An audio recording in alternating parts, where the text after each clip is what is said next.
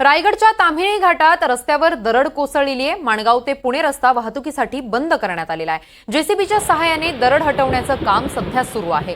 माणगाव ते पुणे रस्त्यावर वाहतुकीसाठी हा रस्ता बंद करण्यात आलेला आहे।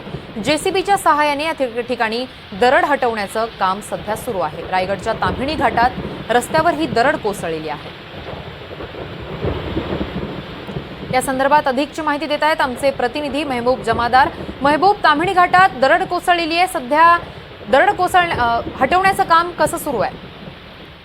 ताम्हिणी घाटात पहाटे दरड कोसळली याची माहिती जेव्हा प्रशासनाला भेटली, स्वतः माणगाव तहसीलदार या ठिकाणी पोहोचलेले, त्याच्या अगोदरच यंत्रणा पोहोचली होती। जेसीबीने दरड हटवण्याचं काम चालू आहे, परंतु ताम्हिणी घाटात म्हणजे माणगाव ते पुणे जो जाणारा मार्ग आहे तो ताम्हिणी घाटातून जातो आणि ताम्हिणी घाटामध्ये नेहमीच पावसाळ्यात अशा काही घटना घडतात।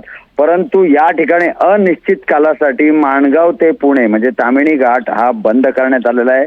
अनेक ठिकाणी छोटे छोटे भागामध्ये दरड कोसळल्यामुळे या रस्त्याने प्रवास करणे हे धोकादायक आहे। त्यामुळे अनिश्चित कालासाठी हा मार्ग सध्या प्रशासनाने बंद ठेवलाय व जेसीबी व मॅन्युअली म्हणजे काही माणसं तिथे काम करतायत व रस्ता मोकळा करण्याचं काम चालू आहे। परंतु ज्याप्रमाणे दिवसभर पाऊस रायगड जिल्ह्यामध्ये काल रात्रीपासूनच पडतोय, आज सकाळपासूनच पडतोय, त्याप्रमाणे ह्या मार्गावर वाहतूक करणेही आता धोकादायक ठरलेलं आहे। प्रशासनाने हा रस्ताच बंद केलेला आहे। तसेच उत्तर पूर्व भागामध्ये म्हणजे खालापूर तालुक्यात, कर्जत तालुक्यात खूप जोरदार पाऊस सकाळपासूनच रात्रीपासूनच पडत असल्यामुळे येथील खालापूर तालुका शिक्षण प्रसारक मंडळाचे जे सचिव आहेत जे किशोर पाटील यांनी स्वतःहून जिल्हाधिकाऱ्यांच्या आदेश येण्या अगोदरच यांनी स्वतःहून त्यांच्या मंडळाच्या 9 शाळा व 5 महाविद्यालयांना सुट्टी जाहीर केलेली आहे